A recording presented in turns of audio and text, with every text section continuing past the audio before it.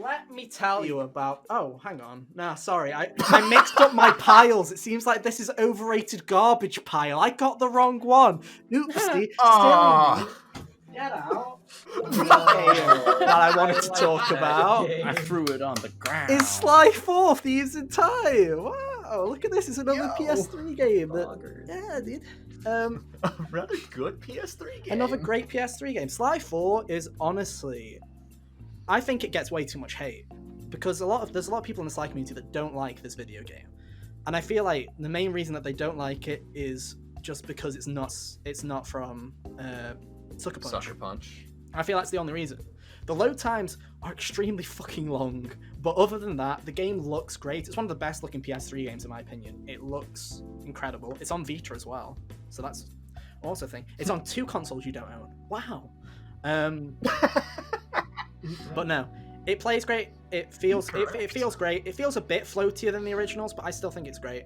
The worlds are the best worlds that they've done in Sly Cooper. Like, there's only 5 of them, but except for World 3, which I think's a bit poor, the other 4 are really well done. Especially Feudal Japan is great. The Wild West is awesome.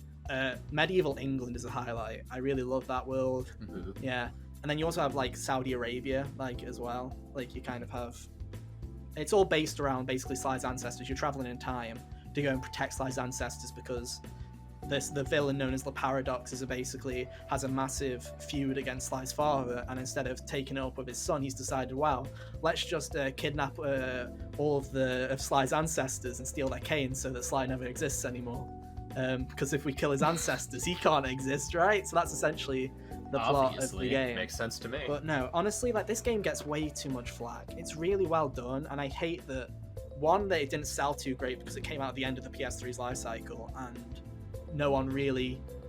They got like no marketing either, because a little indie darling came out about 3 months later called The Last of Us. So like every single piece of advertising just disappeared from this game. Also, there was a month delay on it in Europe. You can even tell that I was that big of a fan of Sly that I actually have the American copy of this. I imported a copy of this game from the US because it came out in February in the US and then like at the end of April in the UK. So I have an American copy of this. But now, honestly, Sly 4 I think gets too much flack. It's a shame that it's stuck on the PS3. And I feel like more people should play it, especially if you're a fan of the originals and going in with an open mind instead of I'm going in to hate this game. I feel like people should check it out. It's really solid. It's also, yeah, it's got the most structure. It's got more linear levels. It's very similar to Sly 1 in a way where your hub world is where you go to get the missions, but a lot of the missions are in its own separate hub areas. So even if you're not a fan of just having massive hub area levels, there's a lot of linear levels in this game, so I'd really check it out if you're a fan of Sly. I feel like this one's the hidden gem. It's not like Jak 4, which is absolute garbage, right? An actual good 4th installment. But yeah, I'd recommend just check it out. Jak 4.